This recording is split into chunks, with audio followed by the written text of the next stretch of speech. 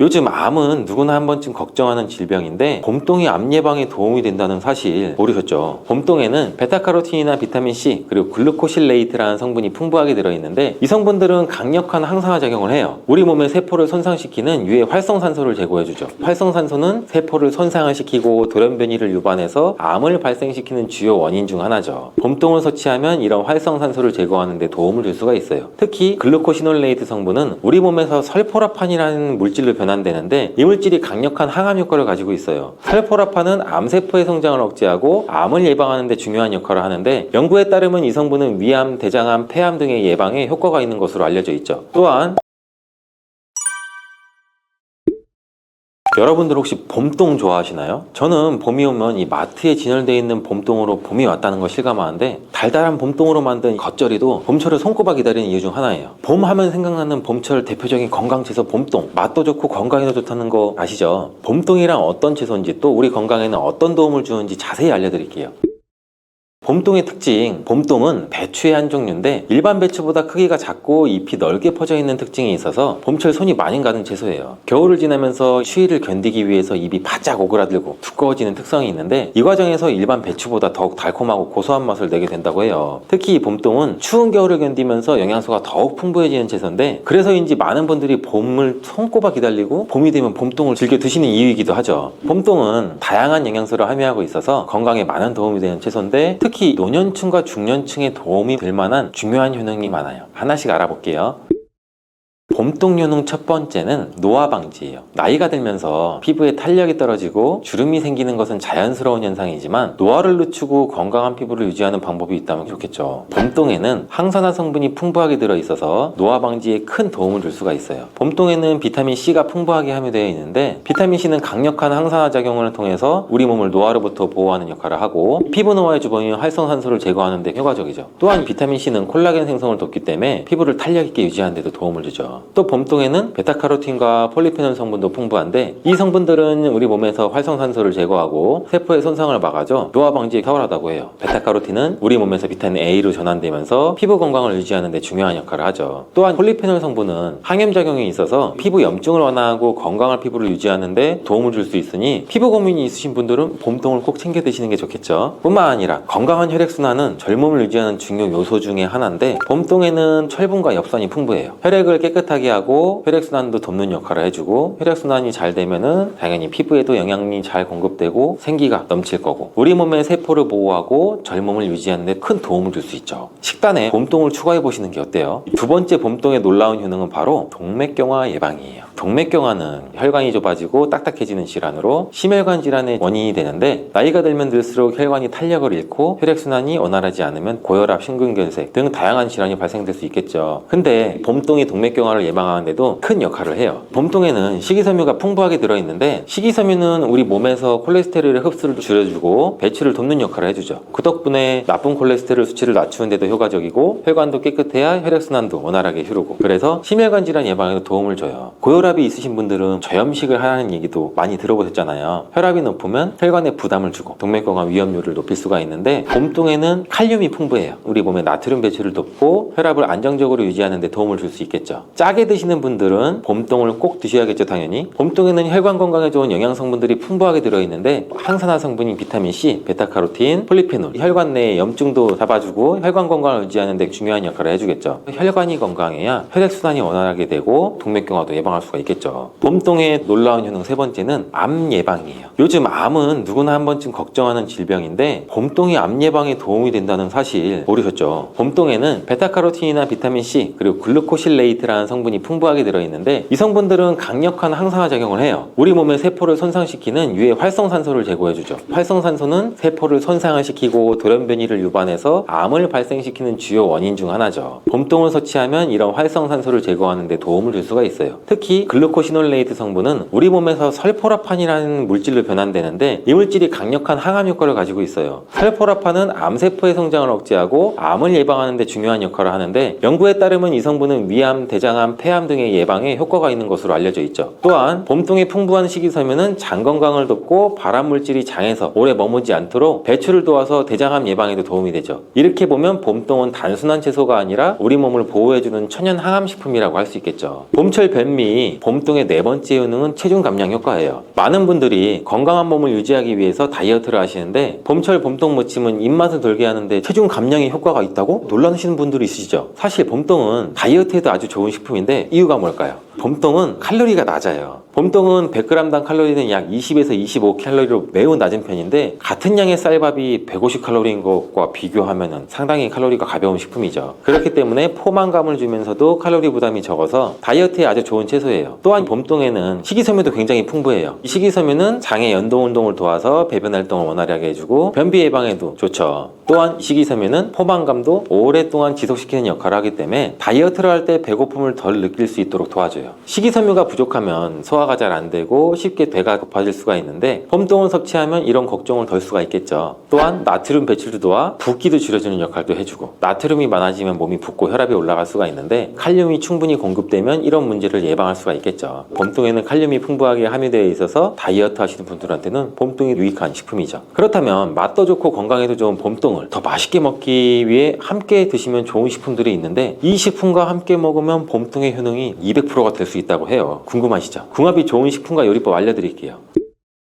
첫 번째, 봄동과 찰떡궁합 조합은 구수한 된장이에요. 봄동은 비타민 A, C, 칼륨, K, 철분, 다양한 비타민과 미네랄을 함유하고 있는데 된장은 단백질과 다양한 아미노산, 유익한 장내 세균을 갖고 있어서 이 둘의 조합은 서로 부족한 기능을 보완해줘요. 영양소를 풍부하게 공급해주고 맛의 궁합도 찰떡인데 봄동은 달콤하면서 약간 쌉쌀한 맛이 나는데 된장의 깊고 풍부한 맛과 함께 서로 어우러져 조화로운 맛을 만들어내요. 봄동 된장국 그 영양과 맛 둘 다 놓치지 않았죠. 만드는 법도 간단해요. 먼저 깨끗하게 씻은 봄동을 적당한 크기로 썰어주고 멸치 육수를 우려낸 뒤 된장을 풀어주고 국이 끓으면 두부, 대파, 청양고추 넣고 마지막으로 봄동 끝. 봄동이 너무 오래 끓으면 식감이 무를 수 있으니 마지막에 넣는 것이 포인트예요. 참 쉽죠? 두 번째 추천 음식은 바로 들기름을 넣은 봄동 겉절이에요. 봄동과 잘 어울리는 고소한 들기름은 오메가3 지방산과 비타민 E, 비타민 K 등을 풍부하게 함유하고 있는데 봄동과의 조합은 영양소를 풍부하게 공급해줘요. 이 두 조합은 피부 건강에도 참 좋은데 들기름은 오메가3 지방산과 비타민 E를 풍부하게 함유하고 있고 봄동은 비타민 C가 풍부해서 피부 탄력과 콜라겐 생성에 최고의 조합이죠. 피부 고민이 있으신 분들은 들기름을 넣은 봄동 겉절이 꼭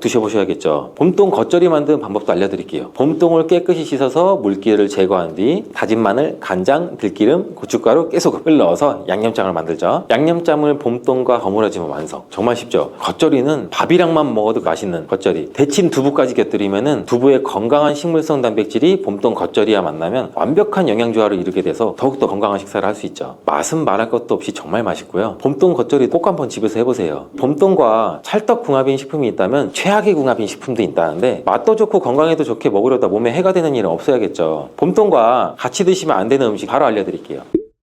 봄동을 먹을 때 함께 섭취하면 좋지 않은 음식 대표적인 음식이 바로 설탕이에요. 봄동에는 다양한 비타민과 미네랄이 풍부한데 설탕을 너무 많이 섭취하면 우리 몸에 칼슘과 같은 중요한 영양소 빠져나갈 수가 있겠죠. 봄동에 함유된 비타민 C는 설탕이랑 만날 경우 몸 안에서 항산화작용이 감소할 수가 있어요. 또 봄동에 들어있는 칼슘 또한 설탕에게 방해받기 때문에 봄동의 영양 성분을 100% 섭취하려면 설탕 사용은 피하는 게 좋겠죠. 또한 봄동은 식이섬유가 풍부해서 혈당을 천천히 올려주는 역할을 하는데 여기에 설탕이 더해지면 혈당을 급격히 상승할 수 있게 되고 혈당 스파이크 현상도 올 수가 있겠죠. 봄동을 드실 때는 설탕은 꼭 피해 주시는 게 좋아요. 또한 봄동을 비롯한 배추류에는 고이트로젠이라는 성분이 포함되어 있는데 이 성분은 갑상선 호르몬의 생성을 방해할 수가 있어서 갑상선 기능 저하증이 있는 분들은 생으로 많이 섭취하는 것은 최대한 피하는 게 좋아요. 봄동은 위산 분비를 촉진하는 역할을 하는데 평소 위염이나 위궤양이 있으신 분들이 생으로 과하게 섭취하면 속이 쓰리거나 통증이 생길 수가 있으니 갑상선 기능이 떨어지신 분들과 위가 약하신 분들은 봄동을 꼭 익혀 드시고 과하게 안 드시는 게 좋겠어요. 두릅과 같이 표고버섯도 독특한 향과 맛 그리고 풍부한 영양소를 함유하고 있는데 표고버섯 하면 항암식품 굉장히 유명하잖아요. 두릅 또한 암 환자들의 식단에 꼭 들어가는 식재료예요. 두릅에 함유된 사포닌과 셀레늄이라는 성분이 암세포의 증식을 억제하기 때문인데 한 연구에서 셀레늄을 꾸준히 섭취한 사람들의 암 발생 확률이 약 40% 이하로 나타났고 암으로 인한 사망률도 50% 이하였다는 보고도 있어요. 표고버섯에도 항암 성분이 풍부해서 암 억제 효능이 뛰어난데 특히 대장암과 위암, 췌장암의 예방에 탁월한 효능을 발휘하는 것으로 알려져 있죠. 쌉쌀한 맛과 향긋한 봄향이 나는 두릅은 당뇨 예방, 혈관 청소, 염증 제거, 면역력 증진, 항암 작용, 관절염 방지, 몸에 좋은 효능들이 정말 많아요. 그런데 두릅에 대해 10명 중 9명은 이걸 잘 모르시더라고요. 바로 두릅을 먹는 방법에 따라 두릅에 있는 영양 성분을 거의 흡수하지 못할 수도 있고 오히려 건강을 해칠 수도 있다는 거예요. 두릅의 효능, 그리고 그 효능을 극대화시키는 방법, 두릅과 함께 먹으면 좋은 음식, 두릅의 요리의 특급 조리법, 두릅 먹을 때 주의할 점까지 두릅에 대한 모든 것 알아볼게요.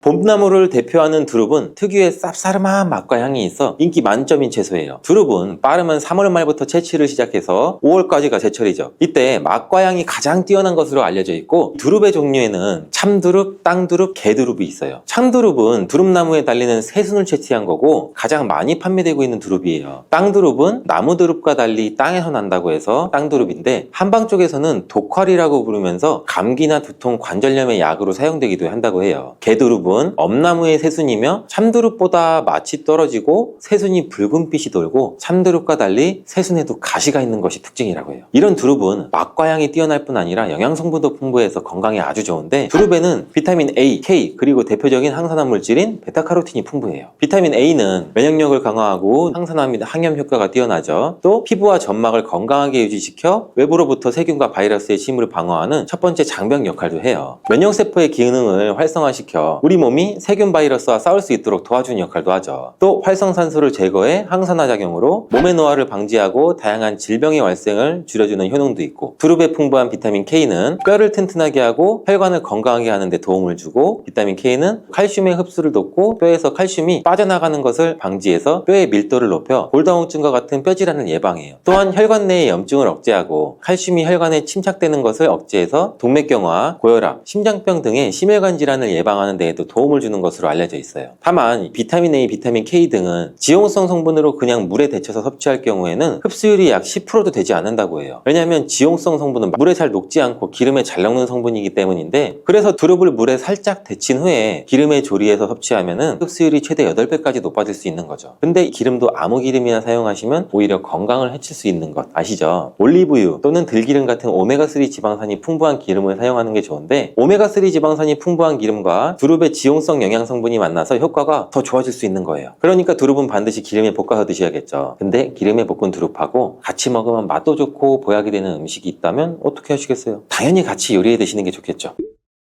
첫 번째는 바로 소고기예요. 이 두릅과 소고기는 최고의 음식궁합으로 영양학자들이 손꼽는 조합이래요. 소고기의 불포화 지방산이 두릅의 풍부한 비타민과 철분, 마그네슘 등의 무기질을 흡수하는 데 도움을 주고, 두릅의 부족한 단백질을 소고기가 보충해주고, 소고기에는 단백질이 풍부한 장점도 있지만 콜레스테롤이 많아 혈관 건강에 안 좋은 단점도 있대요. 쌉쌀한 맛을 내는 두릅의 사포닌 성분이 유해 콜레스테롤을 녹여서 배출시켜주는 역할을 하고, 소고기의 단점을 보완해주고, 또 사포닌은 포도당의 생성을 억제해서 혈당을 낮춰줄 뿐만 아니라 인슐린 분비를 활성화시켜줘서 당뇨를 예방하는 데도 탁월한 효능이 있죠. 그리고 소고기에는 단백질뿐 아니라 우리 몸에 필요한 필수 아미노산이 풍부하게 함유되어 있고, 두릅의 식물성 단백질과 소고기의 동물성 단백질의 조화로 근육을 탄탄하게 하고 에너지를 풍부하게 공급해줘서 피로회복에도 도움을 주는 천연 자양강장제가 되는 거예요. 소고기 하면 철분이 많다는 거 아시잖아요. 소고기의 철분은 이 혈액 생성에 필수적인 성분이고 폐에서 산소를 운반하는 역할을 하는 아주 중요한 역할을 하는데, 이 철분이 두릅의 비타민과 만나게 되면 몸속에서 약 100여 가지 이상의 효소 반응에 관여해서 특히 이 뇌로 가는 혈관 속에 산소를 공급하는 데 도움을 줘요. 이 효능으로 기억력 상상과 인지기능력을 향상시키고 치매 예방과 뇌 건강에 탁월한 효능을 발휘하게 되는 거죠. 소고기와 두릅의 특급 레시피 알려드리겠습니다. 먼저 잘 다듬은 두릅을 끓는 물에 약 30초 정도만 데쳐주고요. 그리고 얇게 저민 소고기에 두릅을 올려서 김밥처럼 돌돌 말아줘요. 올리브유를 두른 팬에 소고기말이 두릅을 익혀주죠. 그리고 마지막으로 접시에 올린 후에 들기름을 살짝 둘러주시면 들기름의 고소함과 두릅의 향긋한 향이 어우러진 고급 요리가 완성되죠. 두 번째, 두릅과 함께 먹으면 좋은 음식은 두부죠. 50대 이상 나이가 들수록 두부의 섭취는 정말 중요한데, 두부는 기본적으로 이 단백질이 풍부하죠. 이뿐 아니라 리놀렌산, 레시틴, 피토스테롤 등의 성분이 풍부해서 우리 몸 안의 콜레스테롤 수치를 낮춰주고 혈액순환을 원활하게 해서 혈관 질환도 예방할 수가 있죠. 두부는 체력과 근력을 유지하는 데 큰 도움을 주는데, 바로 두부의 이 풍부한 단백질 때문이죠. 근육은 매일 일정량의 새로운 근육으로 대체되기 때문에 매일 단백질을 공급을 해줘야 돼요. 우리 몸에 단백질을 공급해주기에 정말 유용한 음식이 또 두부인데 이때 두릅과 함께 먹으면 효과가 극대화돼요. 두릅은 몸 안의 염증을 억제해서 관절염과 류마티스 관절염 등등의 염증성 질환도 예방해주고 염증으로 인한 통증도 개선하는 데 도움을 줄 수 있다고 해요. 또한 두릅은 무릎 연골을 보호하기도 하는데 이렇게 두부와 두릅을 함께 섭취하면 50대 이후에 나타나는 근손실과 관절 통증, 염증으로 인한 문제들을 예방하는 데 도움을 줄 수가 있죠. 두부와 두릅을 함께 드실 수 있는 조리법도 알려드릴게요. 두릅을 끓는 물에 30초 정도 데쳐줘요. 두릅을 반을 갈라 한쪽 면을 납작하게 해주죠. 두부는 두릅의 크기에 맞게 약간 길게 잘라주시고 기름을 두릅팬에 올려줘. 그 위에 두릅을 올려줘서 계란물을 숟가락을 이용해 두릅과 두부 위에 부어주죠. 그 후 앞뒤로 잘 붙여주면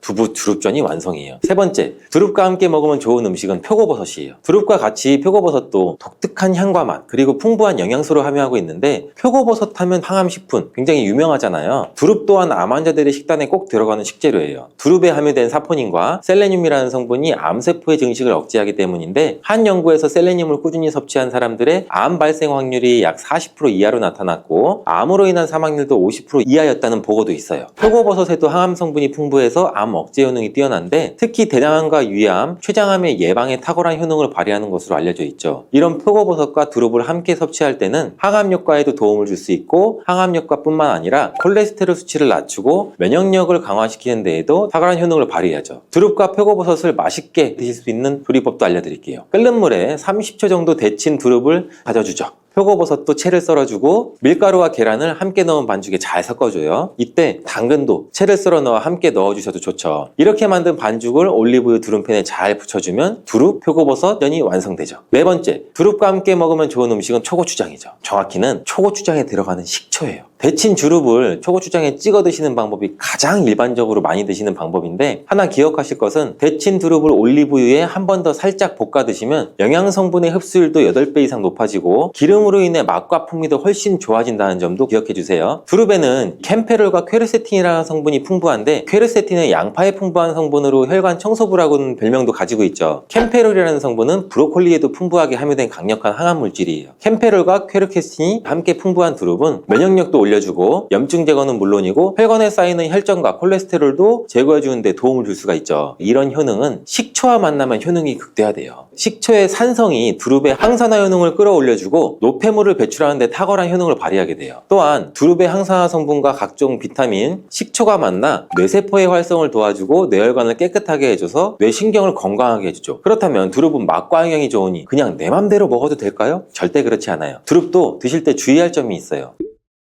첫 번째로는 절대 생으로 드시면 안 돼요. 두릅은 어린 새순을 채취하여 섭취하기 때문에 부드러운 식감과 향긋한 향이 좋아서 생으로 드시는 분들이 계신데 두릅의 줄기에는 독성이 있어서 생으로 드시면 오히려 식중독을 유발할 수 있고 소화기관에 탈이 날 수가 있어요. 그리고 새순보다 많이 자라 채취 시기를 지나 크게 자라게 되면 뻣뻣한 줄기는 독성이 약 10배 이상 강해지기 때문에 절대 섭취하시면 안 돼요. 두릅을 안전하게 섭취하려면 반드시 끓는 물에 30초 정도 데치기만 해도 독성은 사라지게 돼요. 두 번째는 와파린 계열의 혈전 용해제를 드시는 분들은 두릅 섭취 시 주의하셔야 돼요. 이러한 혈전 용해제는 우리 몸의 혈액을 묽게 만들어주고 혈관 속에 혈전을 녹여주는 역할을 하잖아요. 근데 두릅에는 또 비타민 K가 풍부하다고 말씀드렸잖아요. 따라서 약을 복용하시는 분들은 두릅을 드셨다면 3시간 정도 후에 약을 드시는 게 좋고 과도하게 드시지 않도록 주의하는 게 좋아요. 세 번째, 두릅을 드실 때 주의사항은 통풍이 있으신 분들이에요. 통풍이란 간단히 단백질이 분해될 때 퓨린이라는 성분이 생성이 되는데 이 퓨린이 몸 밖으로 배출되지 않고 몸속에 남아 변환되면서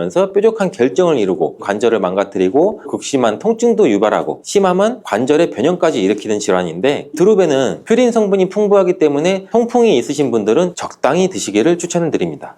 도라지에는 사포닌이라는 성분이 많이 들어있는데요. 성분은 여러 가지 건강 효과가 있지만 약물과 상호작용을 일으킬 수 있다는 것 아실까요? 특히 도라지의 사포닌은 혈압을 낮추는 작용을 할 수가 있기 때문에 고혈압약을 복용 중인 분들은 도라지를 과도하게 섭취하게 되면 약효에 영향을 미칠 수가 있어서 주의가 필요합니다. 잘못하면 혈압약과 함께 섭취한 뒤 혈압이 지나치게 낮아질 위험이 있을 수 있다는 거죠. 또한 도라지는 체내에서 흡수되는 철분의 양을 방해할 수가 있는데요.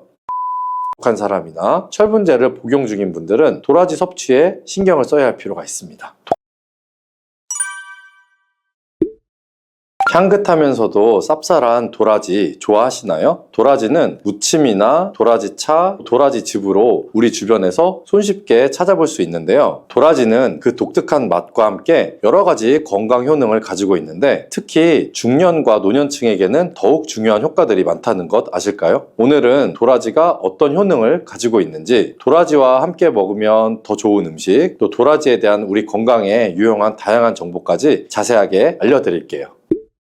첫 번째 도라지의 효능은 바로 기관지 건강에 도움을 준다는 점입니다. 먼저 도라지가 기관지 건강에 좋다는 이야기 들어보신 분 있으신가요? 예로부터 도라지는 기침이나 가래에 좋다고 했는데요. 동의보감에서도 거담작용, 즉 가래를 없애주는데 도움이 된다고 기술이 되어 있습니다. 동의보감뿐만 아니라 도라지는 폐 건강과 면역력 증진에 좋은 음식으로 예로부터 사랑받아 왔습니다. 혹시 사포닌이라고 들어보셨나요? 홍삼에 이 사포닌 성분이 들어있어서 몸에 좋다고 들어보셨을 거예요. 도라지에도 이 사포닌이라는 성분이 풍부하게 들어있는데요. 이 사포닌은 기관지의 염증을 완화하고 기침을 줄여주는 효과가 있습니다. 그래서 도라지는 기침이나 가래가 잘 배출되지 않는 증상에 특히 좋은 음식으로 알려져 있는 거죠. 도라지를 꾸준히 섭취하면 기관지에 쌓여있는 불순물을 배출하는데 도움을 줄 수가 있는 거고요. 이는 겨울철에 건조한 공기나 감기와 같은 호흡기 질환으로 인한 불편함을 줄이는데 큰 도움이 될 수가 있습니다. 또한 도라지는 기침을 완화해주는 효과가 있어서 목이 칼칼하거나 인후염 증상에 시달릴 때도 유용한 자연 치료제가 될 수가 있답니다. 목이 안 좋으면 도라지차를 권하는 이유도 그런 것이죠. 이제부터는 목이 칼칼하거나 기관지가 불편하다는 느낌이 드실 때 도라지 한번 드셔보시는 것 어떨까요? 두 번째 도라지의 놀라운 효능은 바로 면역력 강화입니다. 오래 묵은 도라지는 산삼보다 더 좋다는 옛말 들어보신 분 있으실까요? 아까 알려드린 도라지에 들어있는 사포닌이라는 성분 외에도 도라지에는 여러 가지의 비타민과 미네랄이 풍부하게 들어있어서 면역 체계를 강화하는 데 도움을 주는데요. 특히 도라지에는 비타민C가 풍부하게 들어있는데 이 비타민은 면역세포의 기능을 향상시키고 몸의 자연 방어력을 높여주는 역할을 합니다. 또 도라지는 항산화 물질인 플라보노이드와 폴리페놀을 함유하고 있어서 우리 몸이 외부에서 들어오는 바이러스나 세균에 잘 대응할 수 있도록 도와줍니다. 또한 도라지와 같은 흰색 채소에 풍부하게 들어있는 안토잔틴은 체내 노폐물 배출을 촉진하고 세균과 바이러스 저항력을 높여서 면역력을 증진시키는 효과가 있어 면역력이 떨어지기 쉬운 겨울철에 도라지를 자주 섭취하면 건강을 유지하는 데 큰 도움이 될 수 있다는 것 알아두시고요. 도라지의 대단한 효능 세 번째는 암 예방 효과입니다. 도라지는 암 예방에도 도움이 될 수 있는 식품으로 알려져 있는데요. 향긋하고 쌉쌀한 도라지 몸에 좋다는 것은 알았지만 암 예방에도 도움이 된다는 것은 참 놀랍죠. 도라지에 포함된 사포닌 성분은 암세포의 성장을 억제하는 데 중요한 역할을 한다는 많은 연구 결과가 있는데요. 특히 도라지에 들어있는 파이토케미컬 성분은 항암작용을 해서 세포의 변이를 막아주는 효과가 있습니다. 또한 도라지에 있는 다양한 비타민과 미네랄은 암 예방에 중요한 역할을 하며 항염작용을 통해서 몸의 염증 수치를 줄여주기도 합니다. 한국 식품영양과학회지에 제출된 논문에 따르면 도라지 추출물로 실험 연구를 해봤는데요. 그 결과는 아주 놀라웠습니다. 실험 결과는 도라지 추출물이 자궁경부암, 유방암, 간암, 폐암세포에도 성장 억제하는 효능이 있는 항암 효과가 있다는 것을 알아냈고 또 다른 연구의 실험 결과에서는 도라지가 암세포 성장을 억제하고 암세포 자멸사를 유도하는 것으로 밝혀졌다고 합니다. 물론 도라지 하나로 모든 것이 해결되는 것은 아니지만 도라지를 꾸준히 섭취하면 도라지의 효능으로 몸이 건강한 상태를 유지하며 암을 예방하는 데도 도움이 될 수 있다는 거 알아주시고요. 도라지의 놀라운 효능 네 번째는 노화 방지 효과입니다. 도라지의 중요한 효능 중 하나는 바로 노화 방지입니다. 도라지에는 풍부한 항산화 성분이 들어있어서 세포의 노화를 늦추는 데 도움을 준다니 놀랍지 않나요? 우리 몸은 나이가 들면서 자연적으로 활성산소가 증가하고 이 활성산소가 세포를 손상시켜서 노화를 촉진하는데요. 도라지에 포함된 항산화 성분은 이 활성산소를 제거하고 세포를 보호해줄 뿐만 아니라 도라지는 피부 건강에도 도움이 될 수가 있답니다. 뿐만 아니라 도라지의 사포닌과 플라티코딘 D 성분이 체지방 감소와 지방 배출을 촉진해서 다이어트에도 효과적이고 도라지에 함유된 비타민C는 피부의 콜라겐 생성을 촉진시켜주기 때문에 피부 탄력과 건강을 유지하는 데 좋은 역할을 해주는데요. 이런 이유들로 도라지는 노화 방지와 피부 그리고 전반적인 신체 건강을 위해서 꾸준히 섭취하는 것이 좋습니다. 도라지는 놀라운 건강 효능이 있는 식품이지만 모든 음식이 그렇듯이 잘못 섭취하거나 특정한 체질의 사람에게는 부작용이 있을 수가 있는데요. 몸에 독이 될 수 있는 도라지 섭취법과 도라지를 드실 때 주의할 점을 몇 가지 알려드릴게요.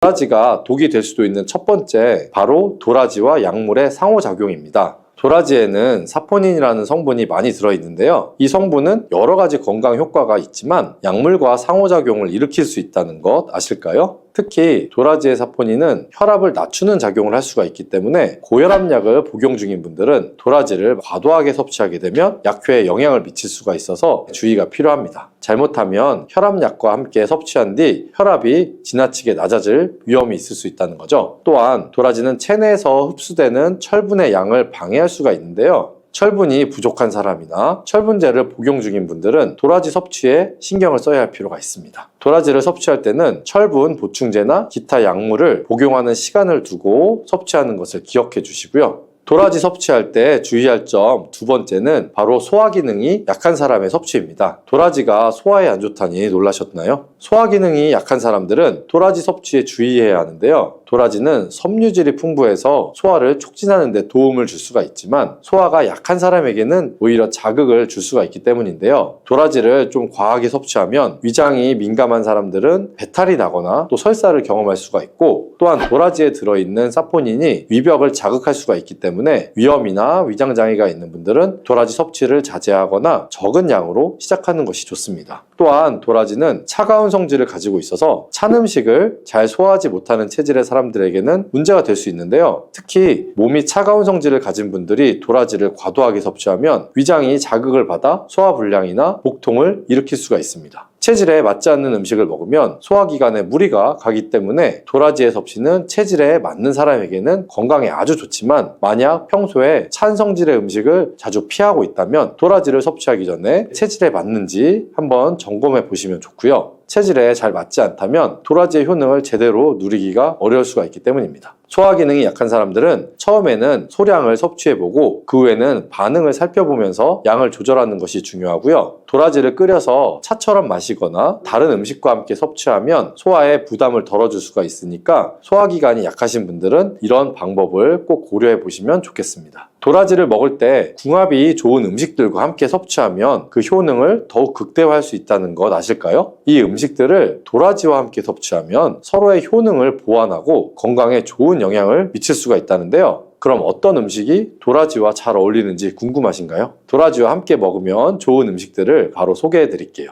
첫 번째로 찰떡궁합은 도라지와 사과입니다. 도라지와 사과는 궁합이 정말 좋은 음식이라는 거 아셨을까요? 사과에는 비타민C와 식이섬유가 풍부하게 들어있는데요. 이 성분들이 도라지와 함께 섭취하면 서로 시너지 효과를 낼 수가 있습니다. 도라지가 가진 항산화 성분과 비타민C, 그리고 사과가 가지고 있는 비타민과 여러 영양 성분들이 결합하면 면역력 강화에 큰 도움이 되며 특히 겨울철 감기 예방에 아주 효과적입니다. 사과는 소화에도 도움이 되는 음식인데 도라지와 함께 섭취하면 소화 불량을 예방하는 데에도 좋습니다. 또한 사과의 달콤한 맛이 도라지의 쌉싸름한 맛을 완화시켜 주어서 맛도 좋게 즐길 수가 있고요. 그래서 도라지를 사과와 함께 갈아서 먹거나 혹은 도라지 차에 사과 조각을 넣어서 먹는 것도 좋은 방법이니까 한번 드셔보시기 바랍니다. 도라지와 함께 먹기 좋은 두 번째 추천할 음식은 바로 배입니다. 배와 도라지의 궁합은 아주 유명하죠. 배는 도라지와 함께 섭취할 때 기관지의 건강을 더욱 강화할 수 있는 음식인데요. 배는 수분이 풍부하고 기침을 완화하는 데 효과적인 성분을 가지고 있습니다. 또한 배에 들어있는 비타민과 미네랄은 도라지의 효능을 더 잘 흡수할 수 있게 도와준답니다. 도라지와 배를 함께 섭취하면 기침을 줄이고 기관지 건강을 보호하는 데 큰 도움이 될 수 있다는데요. 배와 도라지를 함께 넣고 끓여서 차로 마시면 감기 예방과 기침 완화에 효과적이고 몸을 따뜻하게 해주는 효능도 있습니다. 또한 영양뿐만 아니라 배의 달콤함이 도라지의 쌉싸름한 맛을 부드럽게 해주어서 맛있게 즐길 수가 있답니다. 특히 쌀쌀한 겨울철 배와 도라지를 함께 드시면 맛도 좋고 몸에도 보양만큼 좋으니 꼭 챙겨 드셔야겠죠.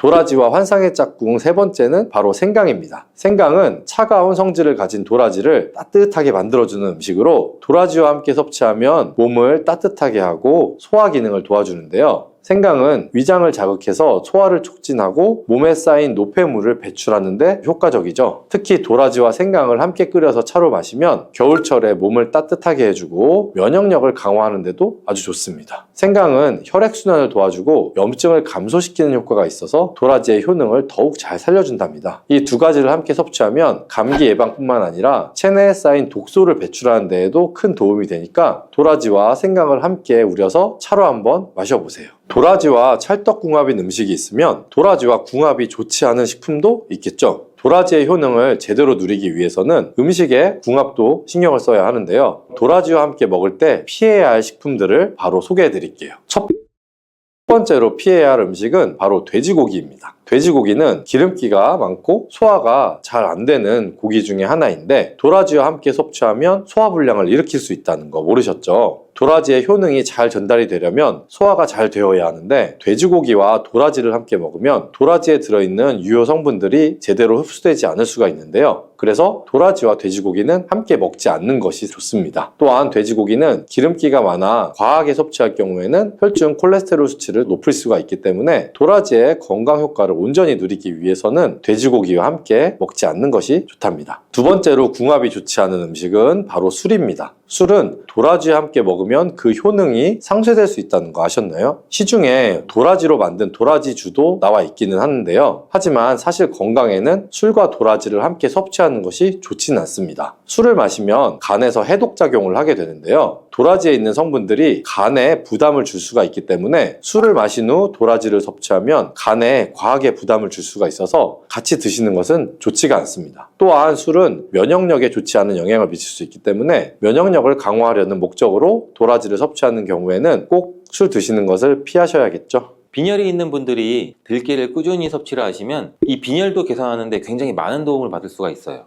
이렇게 좋은 들깨가 가장 취약한 단점이 있어요. 그건 바로 열에 약하고 쉽게 산패된다는 거예요. 통들깨보다는 들기름으로 많이 섭취하게 되는데 이 들기름을 짤 때 굉장히 좋아요. 들기름을 짤 때 보통은 200도 이상으로 가열을 해서 들기름을 볶아서 기름을 짜게 되는데 이때 몸에 좋은 오메가3 지방산이 대부분 파괴가 많이 돼요. 그래서 들기름을 드실 때는 저온에서 압착한 기름을 사용하시는 것이 좋습니다. 저온 압착류 또는 생들기름이라고도 하는데 이 기름을 요리에 사용할 때도 열에 오랫동안 가열하지 말고 요리가 끝나갈 무렵에 촉촉촉 이렇게 들기름을 넣어 주시거나 먹기 직전에 드레싱해서 드시는 게 굉장히 좋습니다. 또한 이 들기름은 산패가 쉽게 되는데 이 들기름이 산패되면 벤조피렌이라는 물질이 생성되는데 이게 1급 발암 물질이에요. 이 산패된 들기름을 지속적으로 드시게 되면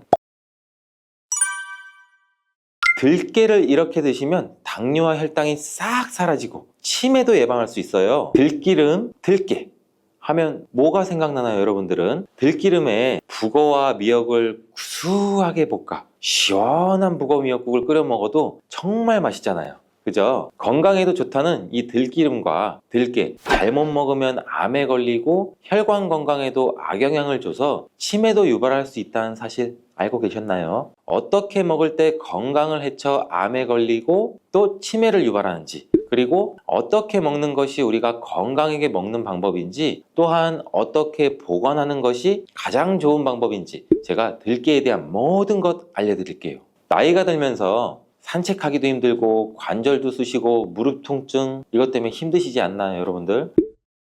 들깨의 첫 번째 효능은 바로 관절염에 좋다는 거예요. 무릎이나 관절 통증 때문에 병원에서 진통제를 처방받고 약국에서 또 진통제를 받아 드시고, 이때 이 처방받는 우리 진통소염제의 역할이 우리 몸속에 프로스타글란딘이라는 물질이 있어요. 이 물질의 생성을 억제해서 통증을 막아주는 기전인데, 이 들깨 속에 함유되어 있는 식물성 오메가3 지방산인 알파리놀렌산이라는 게 함유되어 있는데, 이는 체내에서 염증을 일으키는 프로스타글란딘이라는 생성을 억제하는 데 아주 좋은 효능을 발휘해요. 이처럼 우리가 오메가3를 먹는 이유 중 하나도 혈관 건강이나 혈행장애, 피를 맑게 해준다 등등의 역할도 있지만 몸속의 미세염증을 잡아주는 역할이 굉장히 커서 드시는 분들도 많으신데, 이러한 들깨가 바로 이런 염증 유발 물질을 억제해줘서 진통 역할에 도움을 줄 수 있다는 거죠.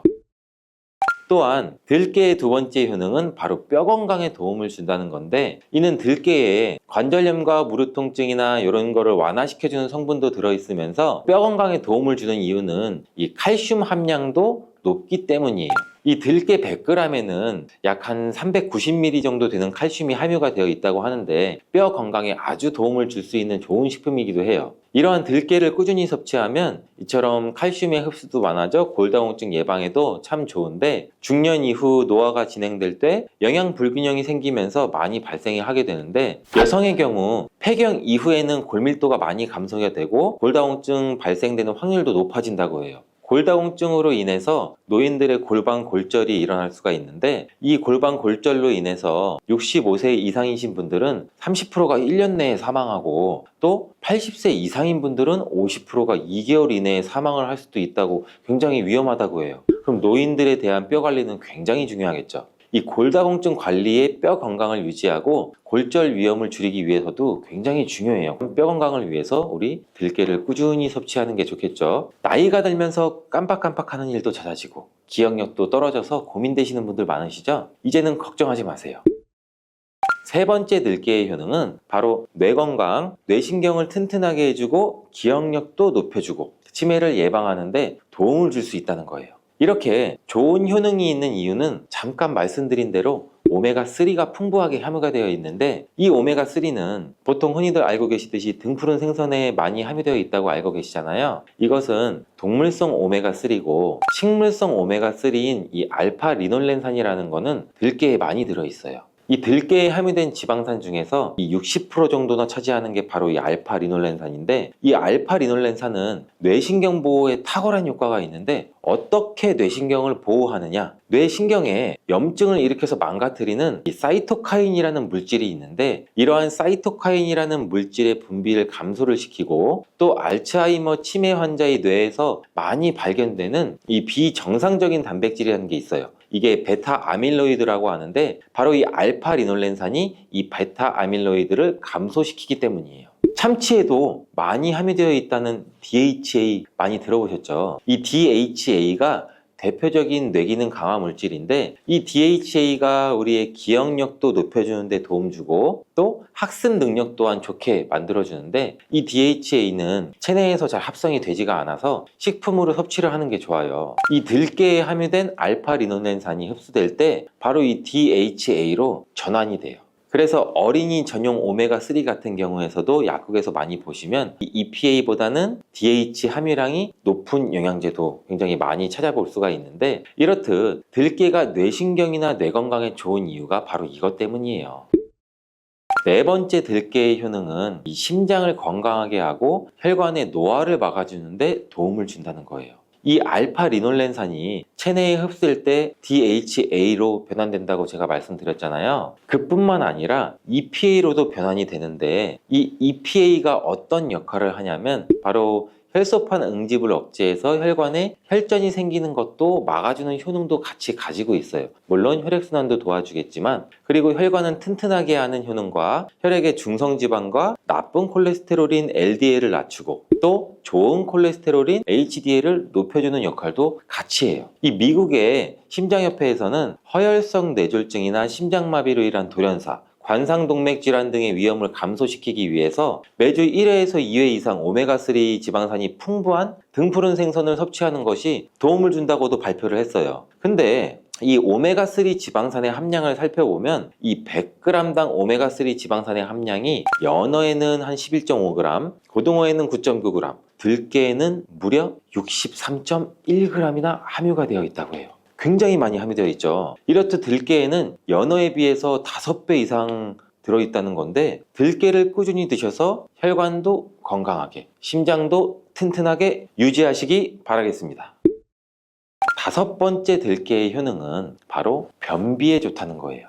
이 들깨의 껍질에는 식이섬유가 굉장히 풍부한데, 들깨 100g에는 약 18g 정도로 풍부한 식이섬유가 함유가 되어 있어요. 이 식이섬유는 우리 장내에서 수분을 흡수하게 되는데 이 수분을 흡수하게 되면 대변도 무르게 해주고 장 운동도 촉진해서 변비를 예방하는 데 도움을 줘요. 또한 불포화 지방산도 굉장히 풍부한데 들깨에 함유되어 있는 이 리놀렌산이 대장의 염증도 억제해주고 변비로 인해서 발생할 수 있는 이 대장 질환 또한 예방하는 데 도움도 줄 수 있어요.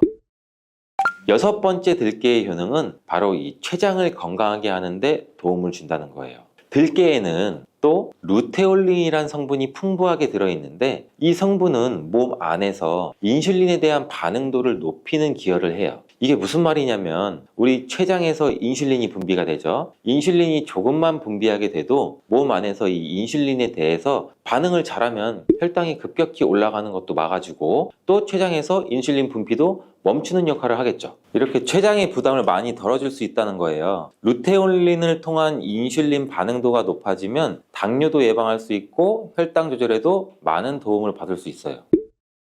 일곱 번째 들깨의 효능은 알레르기성 질환을 예방하는 데 도움을 주는 건데 들깨에 오메가3 지방산이 많이 함유되어 있다고 했잖아요. 이 오메가3 지방산이 염증을 억제하고 면역력을 강화시키고 이러한 효과가 있어서 알레르기 증상도 예방하고 완화시키는 데 도움도 줄 수 있어요. 그리고 또 비타민 E가 풍부하게 함유가 되어 있는데 이 비타민 E는 항산화 작용이 뛰어나고 알레르기 반응을 일으키는 물질인 히스타민의 분비를 억제하는 효과도 있어요. 여러분들이 처방받는 항히스타민제 굉장히 유명한 제품들 많잖아요. 약국 가면 이거와 비슷한 비전이라고도 뭐 어찌 보면 그렇게 볼 수가 있겠죠.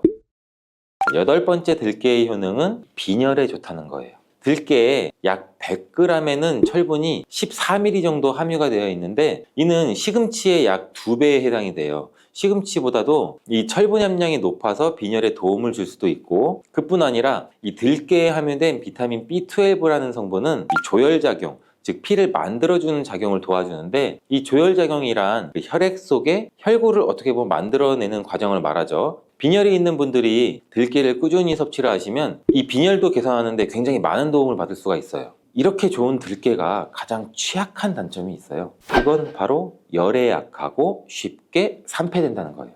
통들깨보다는 들기름으로 많이 섭취하게 되는데 이 들기름을 짤 때 굉장히 좋아요. 들기름을 짤 때 보통은 200도 이상으로 가열을 해서 들기름을 볶아서 기름을 짜게 되는데 이때 몸에 좋은 오메가3 지방산이 대부분 파괴가 많이 돼요. 그래서 들기름을 드실 때는 저온에서 압착한 기름을 사용하시는 것이 좋습니다. 저온 압착유 또는 생들기름이라고도 하는데 이 기름을 요리에 사용할 때도 열에 오랫동안 가열하지 말고 요리가 끝나갈 무렵에 촉촉촉 이렇게 들기름을 넣어 주시거나 먹기 직전에 드레싱해서 드시는 게 굉장히 좋습니다. 또한 이 들기름은 산패가 쉽게 되는데 이 들기름이 산패되면 벤조피렌이라는 물질이 생성되는데 이게 1급 발암 물질이에요. 이 산패된 들기름을 지속적으로 드시게 되면 발암 물질을 계속 먹게 되는 거죠. 그래서 이 들기름의 사용 기간 또한 지켜주시는 게 좋은데 보통은 2달 이내로 드시는 게 가장 좋고 개봉을 하셨다면 1달 이내에 소비하는 것을 추천드립니다.